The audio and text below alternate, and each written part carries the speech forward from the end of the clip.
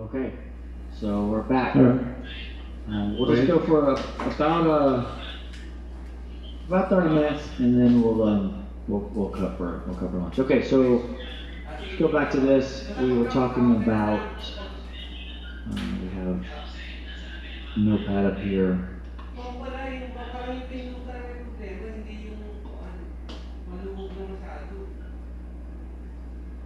And then we have a thumb drive down here. And we call that create file.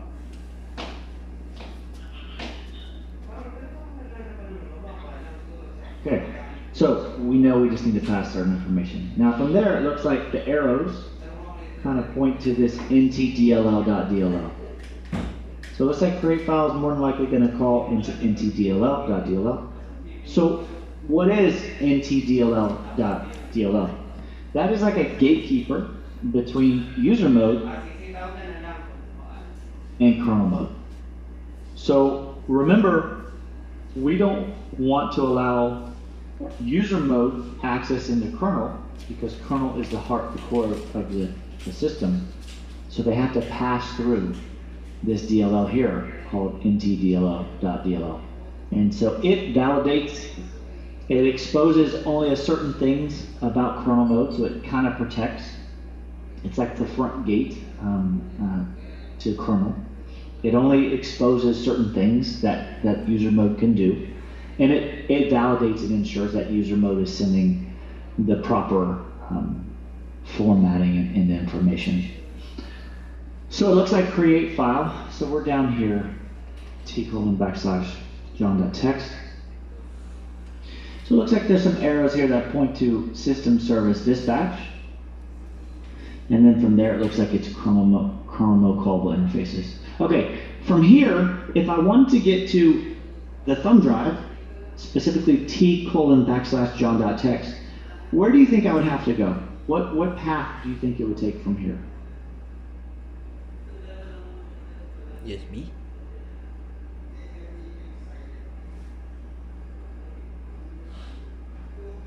We'll go to Object Manager. Okay, possibly go to Object Manager first and just maybe create like a file object. So let's just say it goes to Object Manager, maybe comes back. Okay, then where would it go? Plug and play manager. IO. Yeah. I think IO is good. So would this be, if I'm trying to save a file, would this be input or output? Input. Input. Does everyone agree with that? Yes. Plug and play. Input and output.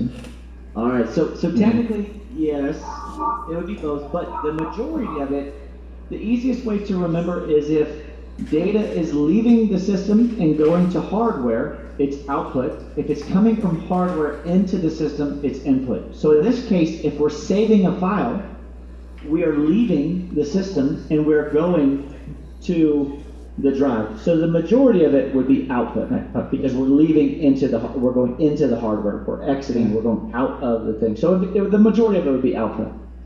So, which is okay. So from the IO manager, it looks like it goes down into a couple other things here.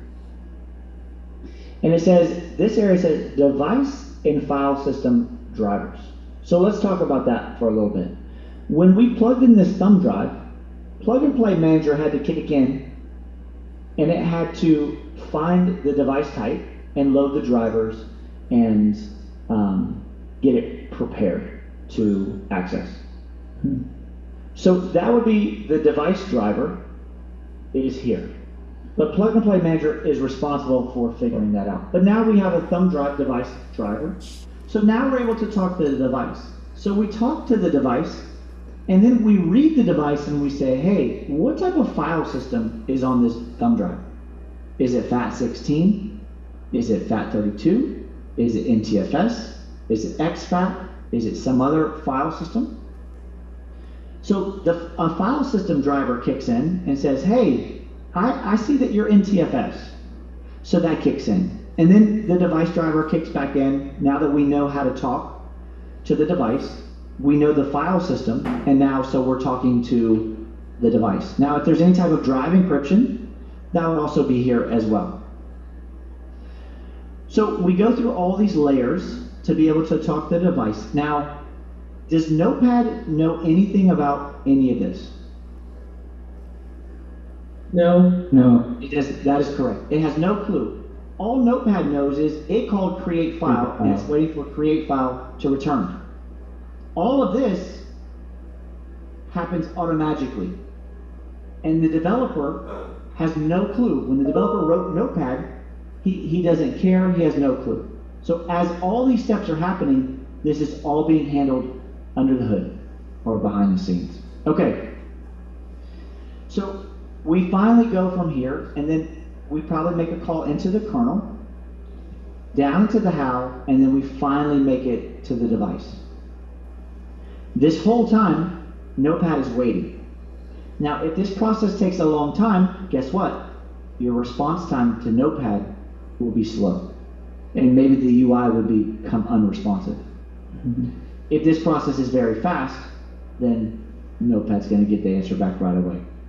So as soon as we hit John, John is going to return back saying, hey, I successfully saved it, and each layer is going to return back to the previous layer and say, hey, success, success, success, success, success. Create file finally returns back to, or NTDLL returns back to create file, and create file returns back to Notepad.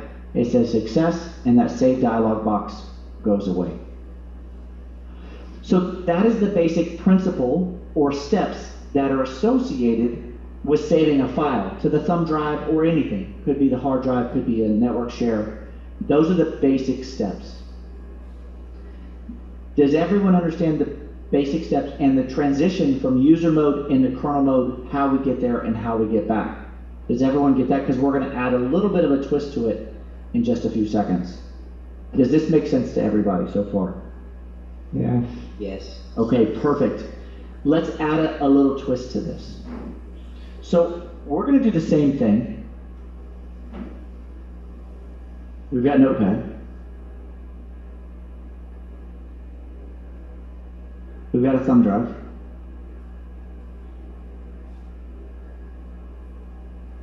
The thumb drive has a file on it,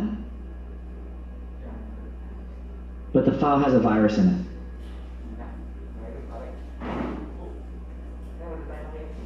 So what I want you to do is, I want you to walk me through how Notepad, in this case, is going to try to read this file that has a virus, and how your antivirus is going to prevent the system from getting infected. So we're going to do the same process, except for instead of a save, it's an open, and the open is a file that has a virus. So you're going to have to include the steps that your antivirus would take, but more specifically, where and when antivirus would kick in and prevent your machine from being infected. So a little bit of a twist here, right? A little more challenging. This is one of the questions I don't expect you to know the answer to, but if you talk it out with your colleagues, I think we can come up with a logical explanation of how this would work. So, what do we know? We know Notepad, and we know the thumb drive. Where does antivirus live in this drawing? What antivirus do you all use? We're using Defender. Defender, okay. I Trojan. like it. Okay, where does Defender live? Is it user mode? Is it kernel mode? Is it system process? Is it an application? Where do we draw this on the screen, Defender? It's running on the kernel mode. Okay, where? Security reference, or maybe part of kernel mode callable interfaces. Callable interface. Okay. So maybe here you said, and then maybe here. Yes. Okay, possibly. Is that the only place it runs? Maybe in system service dispatcher. Okay, so maybe here as well. Okay. Do we? So I think these are educated guesses. I like it. I like because it makes sense, right? Like, hey, it needs to be somewhere in here. It's as Now, if, go I ahead. think it's in the services, right? Because So, yeah, have you all ever seen it up here in services? Like if you go into Yes, services, Yes. these are, okay. So we know it runs in service. We know this for a fact because you can go and see it right now. yes. These down here are educated guesses. I think they're good guesses, but this is, we're not certain of these yet. But we are certain that it runs in services. So let's just add the services one because we are certain of this. And then we'll put some question marks down here. Possibly here, here, and here. Those are just supposed to be question marks. Okay. All right. Are you all good with this? So far? Okay, that's a yes. Okay, let's do it. Notepad calls what? Maybe it API? also lives in user application. Okay, so maybe here as well. Okay, so let's walk through the process and see where it would make sense if it lives in any of these places or maybe user applications. So let's see. So Notepad calls an API. Does anyone know what API Notepad calls to open a file? The create file API? That is exactly correct. Yes, good memory. Even though we're opening a file, we still call create file because a create file creates or opens a file or IO device. Okay, has Defender kicked in and saved the day right now and blocked this? No. No, I would agree. We haven't even got to the virus yet. Yeah. I think it's a little premature for Defender to be blocking or doing anything. Okay, so let's keep going. So we know that create file calls ntdll. And we know from there it calls system service dispatcher. We know it calls kernel mode callable interfaces. And we know it calls IO manager, exactly. Now is this input or output? Input. Input. Yeah, that is correct. Open back. Yeah. Yeah, so we're coming from a device into the system. This would be input mostly. Yeah, exactly. Okay, so we kick in the device and file system filters. We know there's a device driver. We know there's NTFS driver if it's NTFS. Device driver, kernel mode, The how. and then we get Virus. Okay, so now I've got the virus, and I go and I return the virus. I'm returning. Remember, each call gets returned.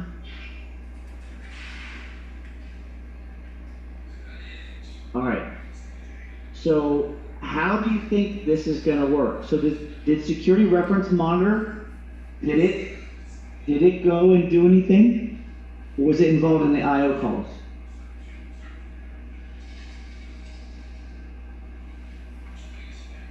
I think not. No. Yeah, it doesn't look like. So security reference monitor is typically for like NTFS permissions and what you have access to. Okay. Not necessarily like securing you from virus. So I would say that probably not this one. But we come and we return here, and now maybe kernel mode callable interfaces intercepts it, and maybe there's some type of cleaning here. What do you think?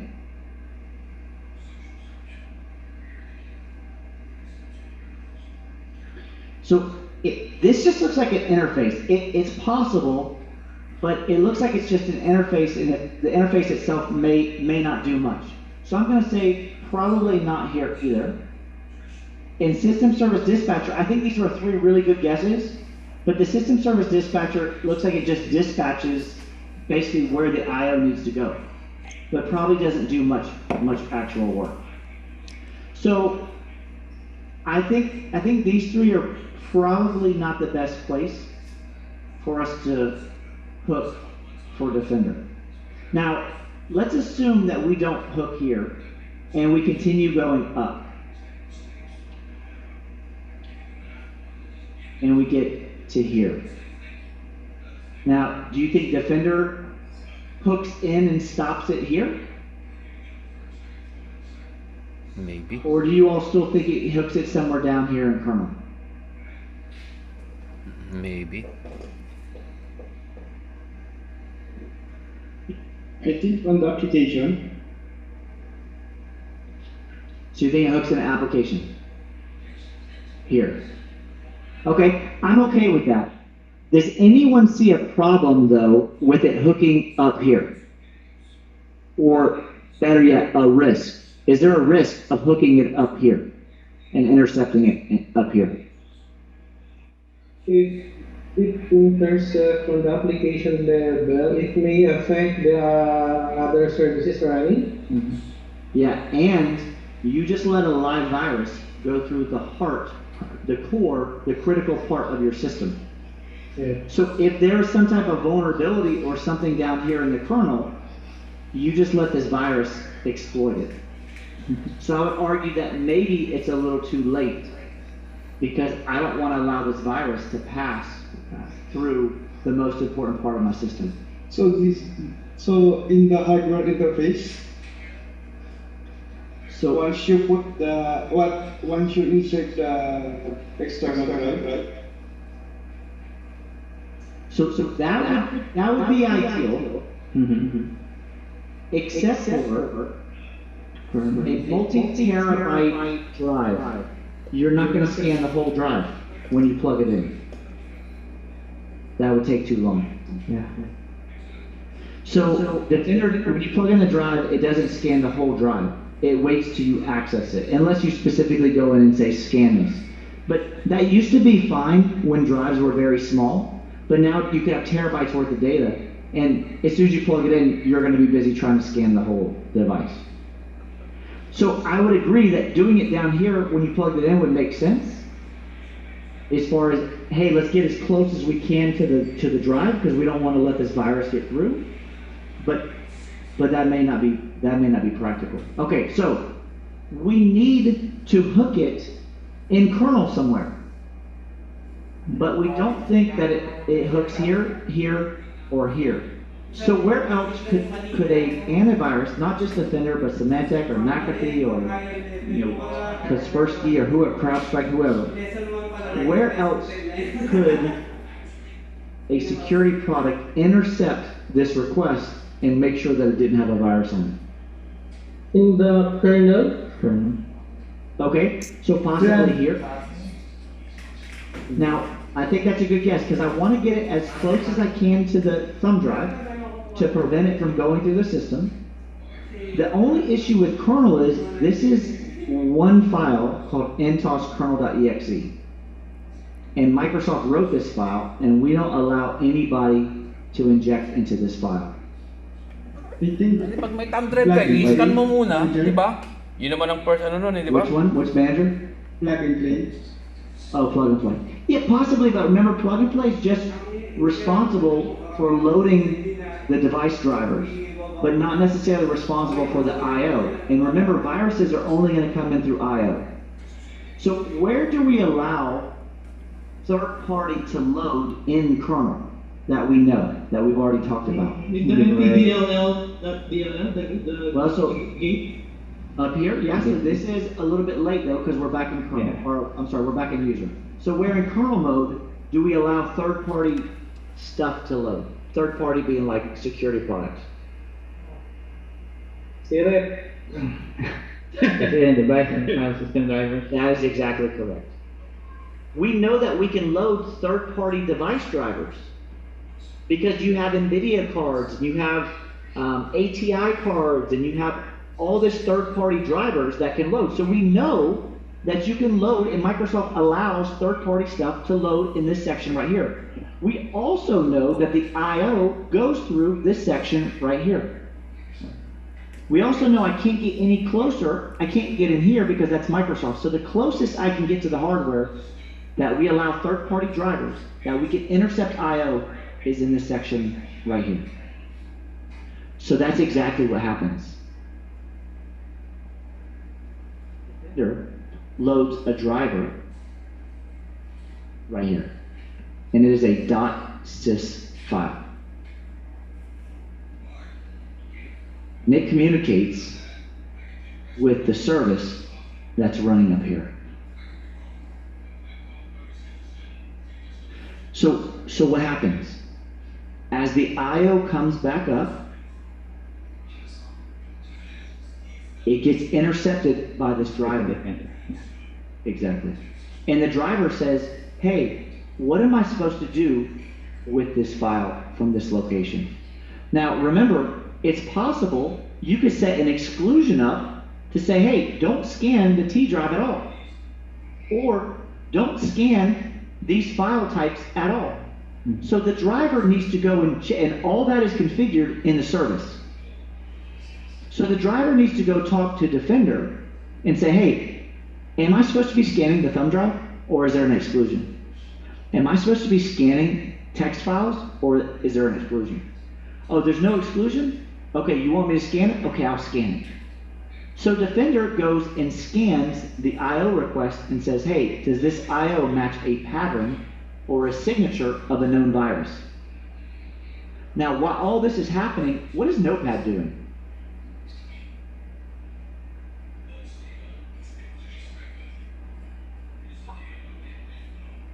Does Notepad know any of this is happening down here? No. It has no clue. All it knows is, wow, this is taking a very long time. So what happens to your app? Well, the UI may become slow to respond, or the UI may become unresponsive. You're in there and you're, why is this not responding? Well, that's because the I/O it's asking for is being hung up down here in kernel. It's just waiting for a response back from create file, and it just knows, hey, that took a long time, but it doesn't know why. So Defender goes and maybe it scans it and cleans it, maybe it deletes it, maybe it quarantines it, maybe it asks you what you want to do with it. So that's what happens so far. So let's go through a couple different scenarios. What if there's an exclusion set up? It says not scan any files with john.txt. What do you think happens? Do you think the I/O still goes to Defender and Defender just says, oh, I'm not supposed to do anything with this, and then returns it back? Or do you think Defender completely bypasses it?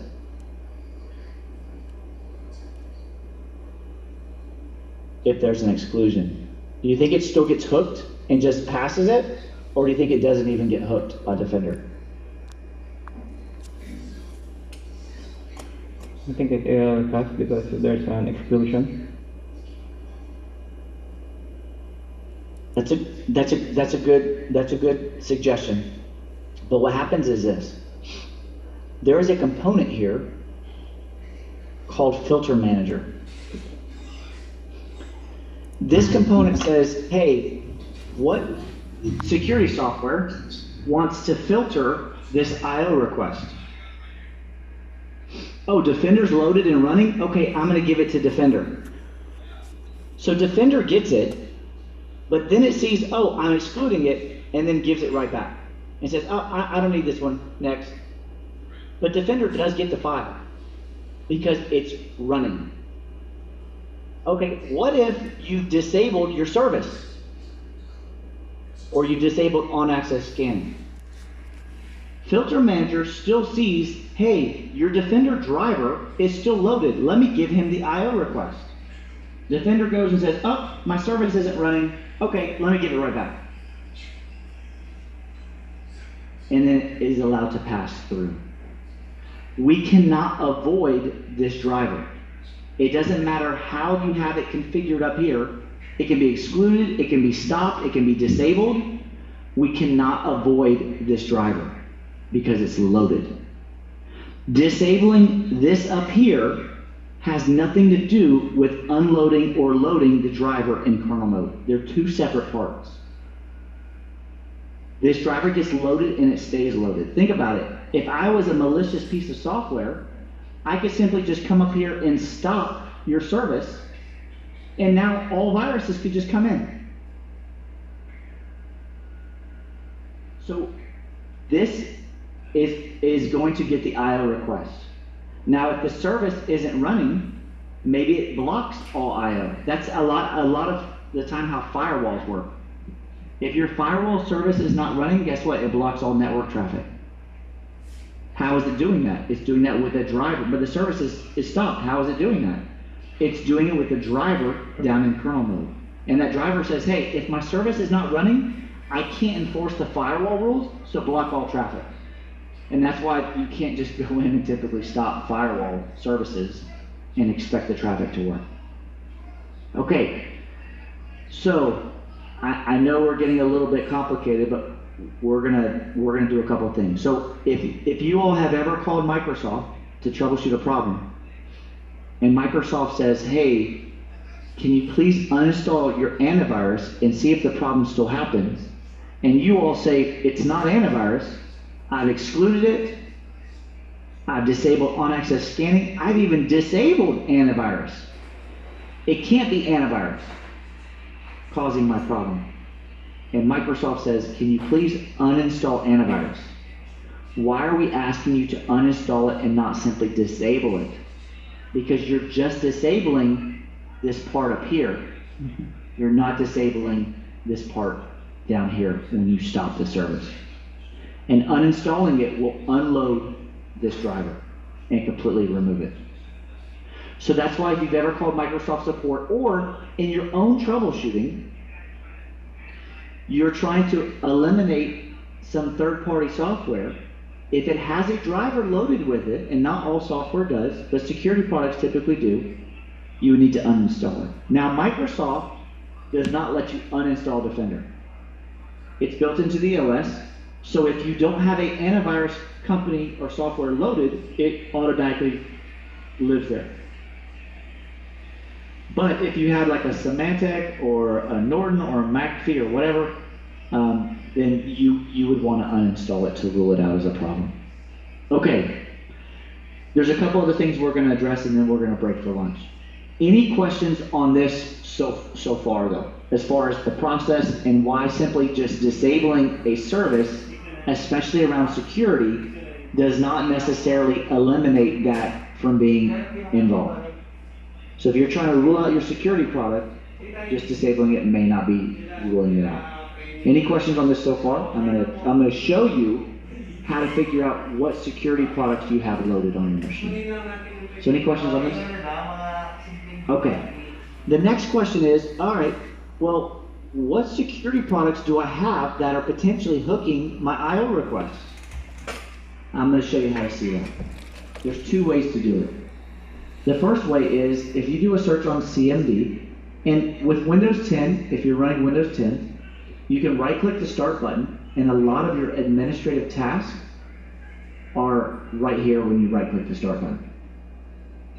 So when you right-click Start, I'm going to look for my admin window. Now, mine is replaced with PowerShell, so I'm going to. But if you have Command Admin, you can just run it there. But so I need to open up. Maybe I'll run it out of this. Hello. Asan yung ganun mo? Okay. So you just open up an admin command window, and you're going to type FLT MC. This stands for filter. FLT MC stands for management console. And hit enter. And this will come back and this will show you all the filter drivers that are loaded on your system. This one right here, WD filter, this is Windows Defender filter driver. And they call it a filter driver because it's filtering the IO as it comes through the kernel. So these are all of mine that I have on Windows 10. All of these are Microsoft except for this one. This one is a sysinternals driver that is currently loaded. And it's probably actually, I don't know why it's on my machine. It's not running. Just make sure it's not running. So if you all have something, I'm just going to make sure it's not running. if you all have something on your machine that is not listed here, there's a good chance it's third party. So for instance, here's WD filter. If I didn't know what one of these were, I could go and look. Now, most drivers on your system are loaded in Windows System 32, but drivers folder. So I'm going to change directory into drivers.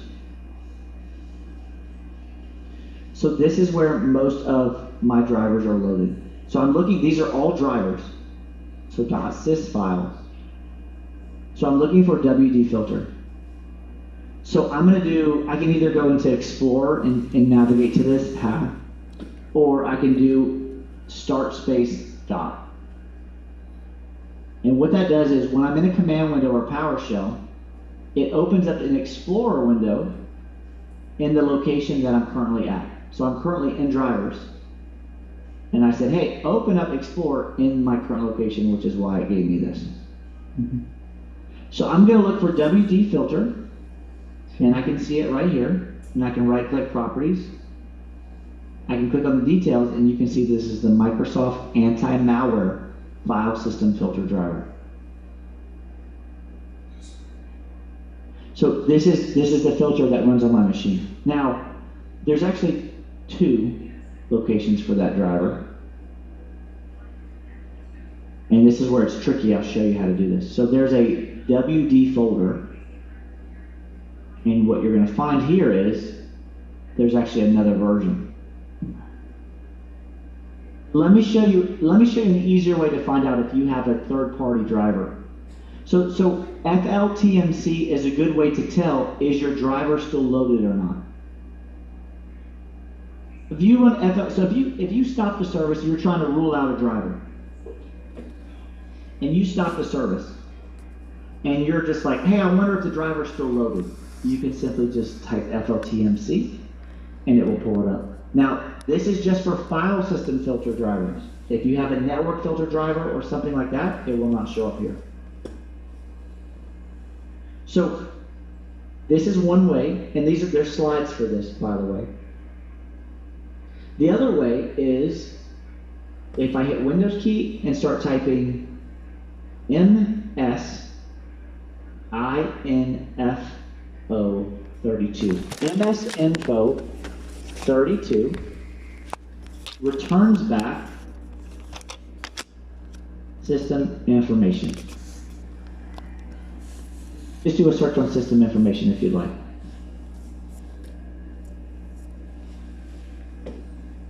Okay, it's going to launch this window. And if you go into software environment, system drivers, it's going to load every single driver you have on your machine. I'm going to put this in the notes.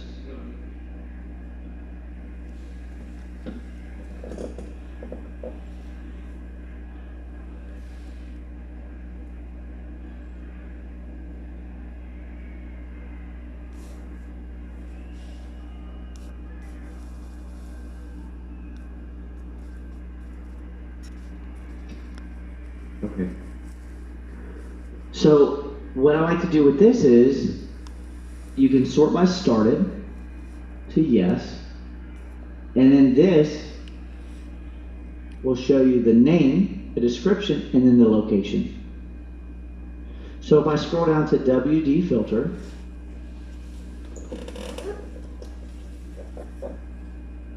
and it says Microsoft Defender Antivirus System 32 WD, it's a file system driver, and it is running, and it starts on boot. You can see all the drivers on your machine here. So if you're trying to see all the drivers, you can just sort by started and see what drivers you have. So if you're looking at a working toilet versus a non-working toilet, you may want to compare a list of drivers. You may have some type of security product you were not aware of on your machine. All right. Okay. questions, comments, concerns on the relationship between user and kernel and how filter drivers intercept IO requests to help protect or to scan our systems. Maybe they want to monitor what you're doing or do some type of screen grab. Any questions on how these two work together? So user mode is separated from kernel, but it still has access to kernel mode, and it still has access to hardware resources, and those resources can be intercepted. All right, we're right on time. This is perfect timing for lunch. So it is 12:01. We'll go ahead and take a 1 hour break. We'll come back at 1 o'clock, and we'll talk about processes and threads, and then we'll continue on for probably 2.5 hours, so probably 3:30. And then we'll break for the day. So pretty easy day so far. I know this is maybe some new information for a lot of you.